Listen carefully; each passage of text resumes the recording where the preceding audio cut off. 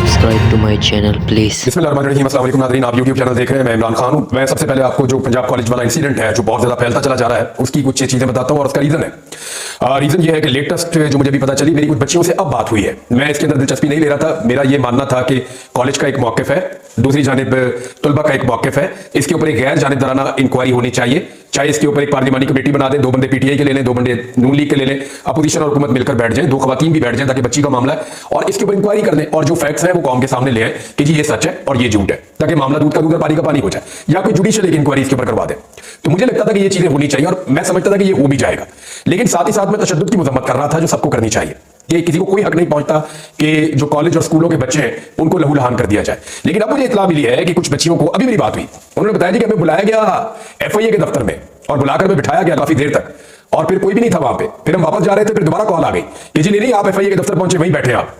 तो बच्चियां बेचारी दोबारा चली गई। तो एक सब इंस्पेक्टर था जिसने उनको डील किया, यानी कोई लेडी ऑफिसर भी नहीं थी वहां पे, सब इंस्पेक्टर ने डील किया दोनों बच्चियों को, और ना सिर्फ डील किया बल्कि उनसे उनका एक मोबाइल फोन भी ले लिया, उनको थ्रेट भी किया, उन्हें यह भी कहा कि आपको लॉकअप के पीछे डाल देंगे, आपको बंद भी कर सकते हैं, लेकिन अभी हम फिलहाल आपको छोड़ रहे हैं। और उनसे बड़े सख्त किस्म की जबान इस्तेमाल की उन बच्चियों के साथ, उनको हिरासा किया गया। उन बच्चियों ने यह बताया कि वो मीडिया को गालियां भी दे रहा था और खास तौर पर उसने मेरा नाम लिया कि जी इमरान रियाज को भी ये कर देंगे, वो कर देंगे, भाई तुम्हें जो करना है तू कर दे, तेरे से बड़े बड़े जो है ना पहले जोर लगा के तक गए, सारा कुछ तुम लोगों ने करके देख लिया, एक केस आज तक तुम लोग साबित नहीं कर सके, हमेशा घूम खाया।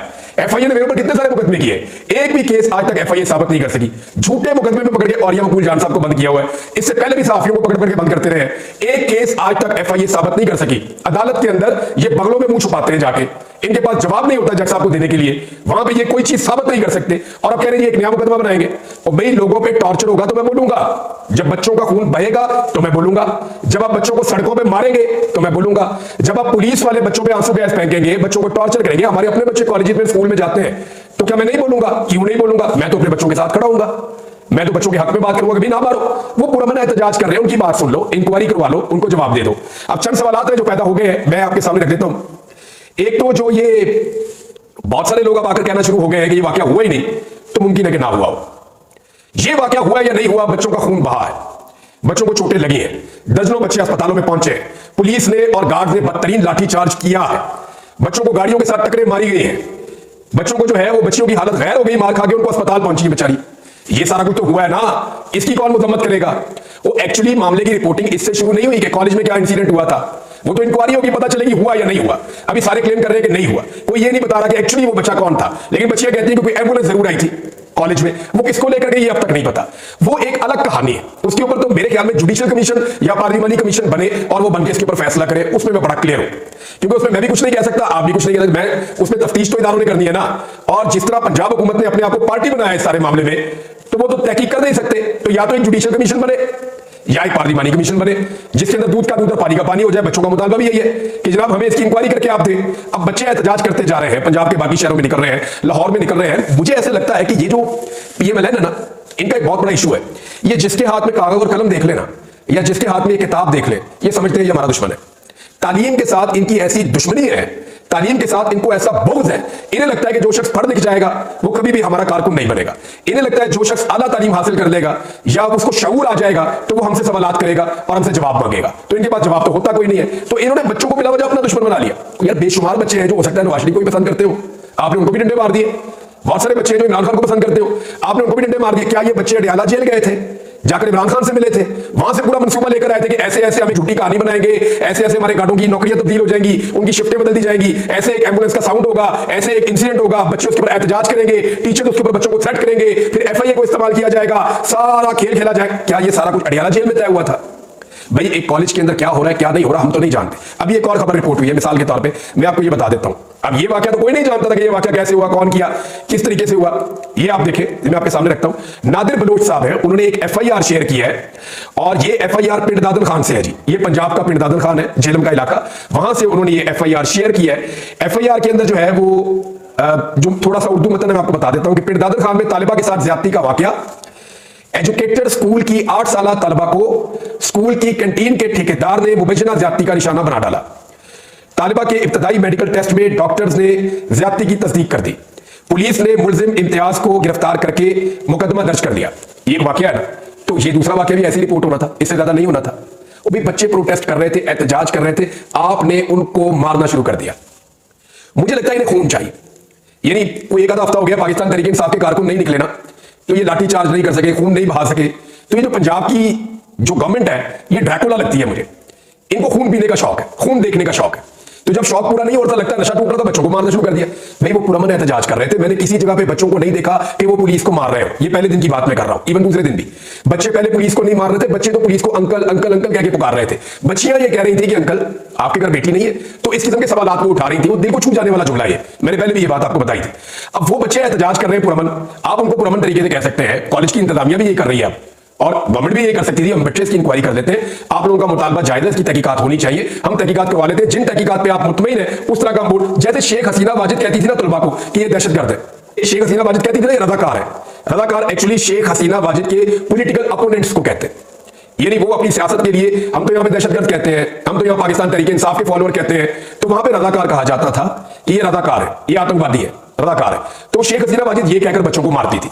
तो जो पंजाब की शेख हसीना वाजिद है उन्होंने भी इसी तरह का रवैया रखा हुआ है और एफआईए के दफ्तर में बुला के आप बच्चियों को थ्रेट करवा रहे हैं। फॉर गॉड सेक यार इंसान बन जाए। बच्चों ने वही बात की है जो उन्होंने देखा, जो उन्होंने सुना। आप उसके अंदर तस्दीक कर सकते हैं कि नहीं बेटा ये जो एम्बुलेंस आई थी ये एक्चुअली किसी और काम के लिए आई थी, ये जो गार्ड्स की जो तब्दील की है शिफ्ट है ये किसी और काम के लिए तब्दील की है। जो भी है आप उनको मुतमईन करें ना, इसके ऊपर इंक्वायरी करें और गैर जानिबदार इंक्वायरी होगी तो सबको यकीन भी आ जाएगा। अब बच्चों को मारने का कोई जवाब नहीं था, जो उनके ऊपर टॉर्चर किया गया वो गलत किया गया, वो जुल्म किया गया। दो वाकयात और हुए हैं, एक वाकया एक और जगह से रिपोर्ट हुआ, ये खैबर पख्तूनख्वा में रिपोर्ट हुआ वाकया, और ये स्वाबी में निजी स्कूल के चौकीदार ने चौथी जमात की तालिबा के साथ मुबैना तौर पर ज्यादती की है, इसका भी वाकया हुआ और यहां पर भी बता रहे हैं कि जिसको गिरफ्तार कर दिया गया है। और इसी तरह एक पिंड दादन खान में वाकया हुआ, वहां पे भी गिरफ्तार कर दिया गया।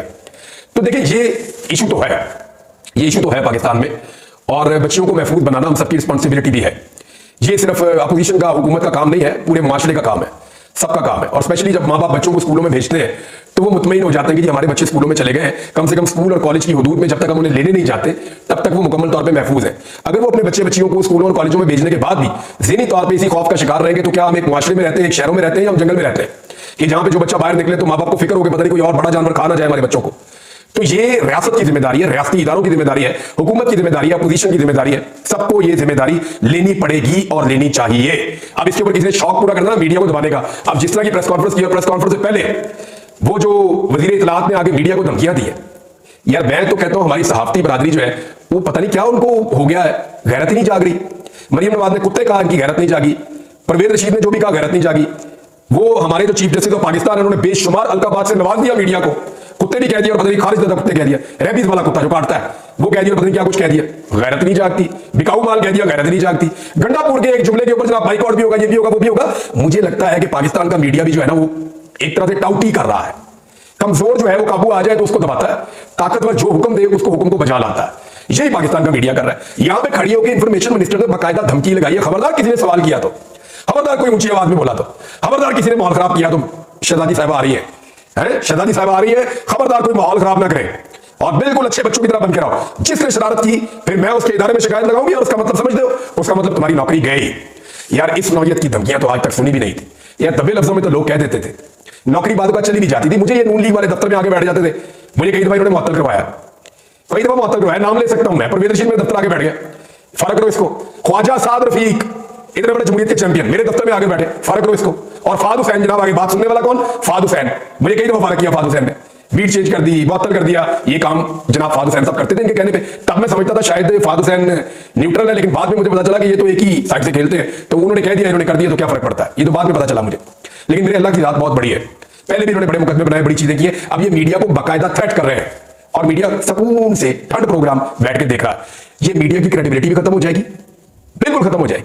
मुझे आज फोन आया मुबीन आरफ जट जो एमएनए है गुजरावाला से, उनके वालिद का, आरफ जट साहब, उन्होंने कहा जी मेरी फैक्ट्री के ताले तोड़े, पहले सील किया था, ताले तोड़े, उनको खोला, वहां से 13 से 14 करोड़ रुपए का माल उठाकर ले गए, 13 से 14 करोड़ रुपए का माल उठाकर ले गए।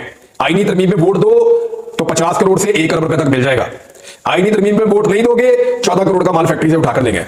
फिर वो कहते हैं हमारे घर के ताले तोड़े, ताले तोड़ के अंदर दाखिल हुए, जितने हमारे घर के अंदर सेफ थे उनको तोड़ा और कीमती सामान वहां से भी उठाकर ले गए। और वो मुझे पूछ रहे थे यार भाई किस बात की सजा मिल रही है, हमने इस मुल्क में इलेक्शन लड़के गलती कर ली है, लोगों ने मेरे बेटे को वोट डाला, मेरा बेटा एमएनए बन गया और हमें तो कोई भी वोट नहीं डालता, वोट तो डाला लोगों ने इमरान खान को। अब हम ये कहते हैं कि इमरान खान का वोट है, हमने बेईमानी नहीं करनी। इस मुल्क में बेईमानी ना करने की हमें सलाह मिल रही है कि हमारी फैक्ट्री, गोदाम, घर, हर चीज तबाह हो रही है। उसके ऊपर मरियम नवाज की जबान नहीं खुलेगी।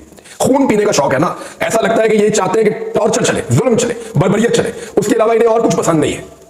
दूसरी जाने जो है वो जरका साहिबा से मेरी बात हुई, डॉक्टर जरका। उन्होंने सुबह फजर की मैंने नमाज पढ़ी तो मुझे उनका एक मिस कॉल आया हुआ था, मैंने उन्हें कॉल की तो उन्होंने मुझे कहा कि जी मेरे साथ बहुत बुरा हो रहा है। मैंने कहा जी आपके साथ क्या हुआ? उन्होंने कहा जी मैं पाकिस्तान के बाहर थी, मेरा बेटा, अच्छा मुझे ये बता दो, उनका एक जो छोटा बेटा है ना वो ज़हनी तौर पे थोड़ा सा बीमार है, मैं समझा उसको उठा लिया था। उन्होंने कहा उसको नहीं उठाया, मेरा एक बड़ा बेटा है और वो इंजीनियर है और वो काम करता है, उसको उठा लिया एजेंसियों ने। मैंने कहा जी फिर क्या हुआ? कहते जी उसके बाद मेरे बेटे से बात करवाते थे। मैंने बेटे से कहा मेरी इनसे बात करवाओ, बात भी नहीं करते थे और धमकाते थे। मेरा बेटा कहता था मुझे कभी नहीं छोड़ेंगे, आप वापस आ जाए। तो वो एक माँ है, वो बैरूने मुल्क से पीटीआई ने मना किया आपने नहीं आना, वो मजबूर होकर पाकिस्तान आ गई। बेटे को कहते थे तुम्हारी माँ को पता है करना क्या है, सिर्फ तुम मुझे कॉल करके बुलाओ इधर। माँ पहुंचती है और उनको मिलने के लिए जाती है, अपनी पार्टी की क़यादत से राब्ता करती है। शिबली फराज साहब ने हाथ खड़े किए, उन्होंने कहा जी ठीक है हम आपके साथ जरूर है, लेकिन ये मामला आपको हल करना, आप जाए जाके उनसे मुज़ाकरात करें और मिले। तो शिबली फराज साहब ने मशवरा दिया और वो जाके मिल रही है। उन्होंने जाके मुलाकात की, मुलाकात करके उन्होंने कहा जी आप मुझे रख लें अपने पास, मेरे बेटे को छोड़ दें। उन्होंने कहा ये हम नहीं कर सकते, बेटा आपका इधर ही है, आपने कहीं जाना है तो जाए। उन्होंने कहा जी मेरा क्लिनिक तो खोल दे, मेरी कमाई वहां से होती है। उन्होंने क्लिनिक खोल दिया। अब जरका साहिबा खैबर पख्तूनख्वा भी जा रही है, इस्लामाबाद, लाहौर, जहां दिल कर रहा है वहां जा रही है, वो घूम फिर रही है। लेकिन उनका बेटा जो है उनके बकौल जो उन्होंने मुझे कहा एजेंसियों की हिरासत में है, उन्होंने अपने पास रखा हुआ है। वो ये कहती है कि मैं वोट डालने नहीं चाहती, ना मुझे पैसा चाहिए, ना मैं वोट डालना चाहती हूँ। ये उन्होंने कहा मुझे अभी तक कि ना मैं पैसा ले रही हूँ, ना मैं वोट डालना चाहती हूँ, ना मैं आनी तमीम के हक में हूँ, मैं इमरान खान से बेवफाई कभी नहीं करूंगी। मैं इनसे पूछती हूँ तुमने मुझे क्यों चुन लिया, बाकी भी तो है। तो मैंने उन्हें बताया, मैंने कहा बाकी में भी ऐसे ही दबाव है, हर एक पे अपने अपने लेवल का दबाव पड़ रहा है, ये आपके दबाव का तरीका थोड़ा अलग हो सकता है। उन्होंने कहा जी बड़े अच्छे तरीके से मेरे बेटे को रखा हुआ है, मुझे भी अच्छी जगह पे रख देते हैं जब मैं उनके पास जाती हूँ। तो मैंने उन्हें कहा जी मैंने जिम जाना है, तो उन्होंने मुझे उधर भी भेज दिया, जो हम खाने के लिए मांगते हैं वो भी दे देते हैं। लेकिन वो कहते हैं जी आपने वोट डालना है आईनी तमीम के हक में। मैंने कहा फिर आप क्या करेंगी? उन्होंने कहा जी मेरे पास दो रस्ते हैं, आज आखिरी मेरे पास मौका है, मैं उनको वार्निंग दूंगी आज कि जी मैं अब मजीद चुप नहीं रह सकती, मैं इस मामले को खोल दूंगी। उन्होंने ट्वीट किया भी है और फिर मैं अदालत में भी जाऊंगी अपने बेटे की बाजियाबी के लिए। पाकिस्तान है, यहाँ पे कोई तो कानून है ना, ये सरजमीन बेआईन और बेकानून तो नहीं है। तो मैं जाऊंगी, मैं एक सेनेटर हूं और मेरे साथ ये ज्यादती नहीं की जा सकती। और अगर मुझे ज्यादा उकसाया जाएगा, जोर डाला जाएगा मेरे ऊपर, तो फिर मैं इस्तीफा दे दूंगी, मैं वोट नहीं डालूंगी। अब तक तो डॉक्टर जरका ने यही कहा है। पाकिस्तान तरीके इंसाफ ने कहा था कि बैरिस्टर अली जफर आपका केस लड़ेंगे, मुकदमा लड़ेंगे, अभी तक वो कह रही है जी उनकी तरफ से कोई जवाब नहीं आ रहा। दूसरी जानिब जो रियाज फतियाना साहब है, उनकी फैमिली को, यानी उनके बेटे को जिन लोगों ने उठाया, उन्होंने रियाज फतियाना साहब को और उनकी वाइफ को बार बार ये कहा कि देखिए आपकी पार्टी आपके साथ खड़ी नहीं हो रही। देखिए कोई आता है अदालत में, देखिए आप जब अदालत में आते हैं अपने बेटे को बाजियाब करवाने के लिए, कोई आता है, कोई आपके साथ आपकी पार्टी का बंदा खड़ा नहीं हुआ। जो पार्टी आपके साथ खड़ी नहीं हो रही, आप उस पार्टी के साथ क्यों खड़े हो रहे हैं? और ये बात जो है वो दिल को लगने वाली बात है। यानी पाकिस्तान तरीके इंसाफ की लीडरशिप ने डॉक्टर जरका को भी अकेला छोड़ दिया और रियाज फतियाना को भी अकेला छोड़ दिया मुश्किल वक्त में कि तुम अपनी लड़ाई खुद ही लड़ दो। यानी तुमने अपने आप को खुद ही बचाना है, तुम अपनी लड़ाई खुद ही लड़ दो। यानी ये तो एक तरह की सहूलतकारी है जो पाकिस्तान तरीके इंसाफ की लीडरशिप आईनी तरमीम के हक में कर रही है। ये चीजें बताना मेरी रिस्पांसिबिलिटी है, मैं आपको इसलिए बता रहा हूं। नंबर पूरे नहीं हो रहे, ये आपको फिर मैं बता रहा हूं कि रियाज फतियाना भी वोट कोई नहीं डालेगा। जिस दिन वो असेंबली में आके बैठेगा आप देखिएगा वो तमाशा क्या होगा। बहुत मुश्किल है, बहुत मुश्किल है, बहुत मुश्किल है। और डॉक्टर जरका का भी बहुत मुश्किल है अब तक की जो इंफॉर्मेशन है उसके मुताबिक।